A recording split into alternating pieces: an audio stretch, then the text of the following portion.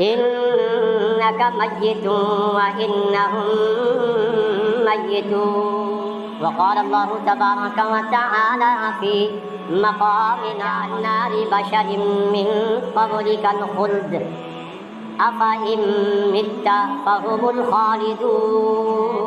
نبی محمد صلی اللہ علیہ وسلم إنك ميت وإنهم. آپ بھی فوت ہونے والے ہیں، بے شک آپ فوت ہونے والے ہیں.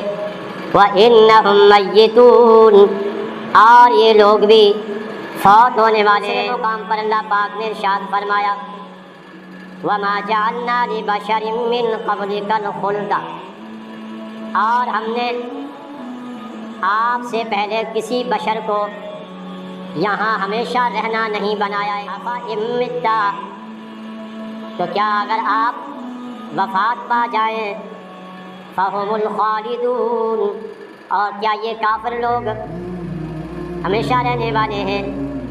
ہمیشہ تو انہوں نے بھی نہیں رہنا. موت تو ایک اٹل حقیقت ہے. کوئی بھی انسان اور کوئی بشر،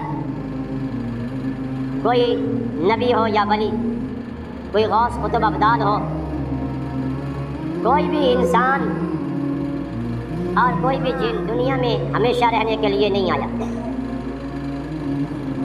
اگر دنیا میں کوئی انسان اور بشر ہمیشہ رہنے کے لائق ہوتے تو اللہ کے پیغمبر جتنے بھی آئے تھے